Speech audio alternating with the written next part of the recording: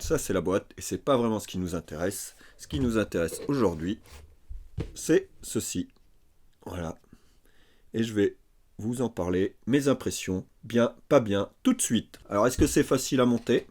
La démonstration par l'image. Et voilà, c'est monté. Vous voyez, c'est pas très compliqué. Alors, la première fois, j'ai mis un petit peu plus de temps. J'ai mis 15, 20 secondes.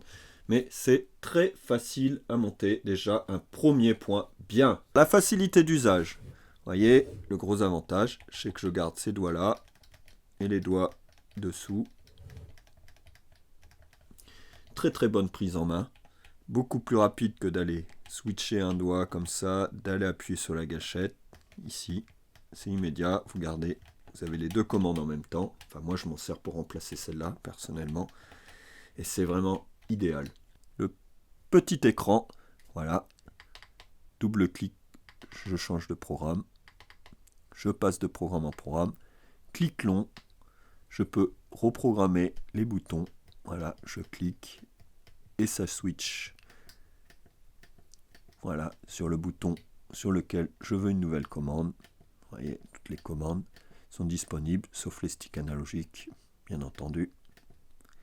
Sinon, on peut mapper toutes les commandes. Et quand on a fini, on reclique. Voilà. On ne peut pas faire plus simple. Donc, bien pour la facilité d'usage.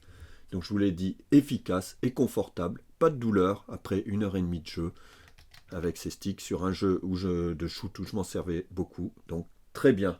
Alors, qu'est-ce qui est pas bien dessus?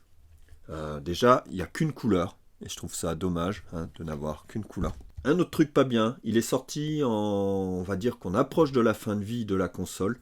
Et je trouve ça dommage de que ça soit pas sorti plus tôt. Je ne sais pas si les manettes PS4 marcheront sur la PS5. En tout cas, voilà, on investit, si on compte changer pour une PS5, pour 30 € pour une période plutôt courte. Un autre point, c'est que moi, j'utilise un dock pour charger la manette.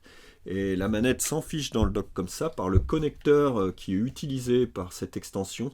Donc je ne peux plus utiliser mon dock. Alors bien sûr, on peut toujours charger par ce connecteur avant. Mais pour les gens qui ont un dock, on voit bien qu'on ne peut pas utiliser le dock. Par contre, la prise jack est bien disponible. C'était une petite vidéo pour vous dire que je suis très content de cet accessoire. En dehors de 2-3 petites remarques. Mais un bon prix.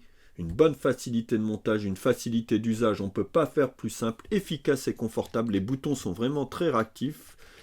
Voilà, je n'ai pas comparé avec une manette pro parce que je n'en ai pas, mais je trouve ça très efficace, petite course, très confortable.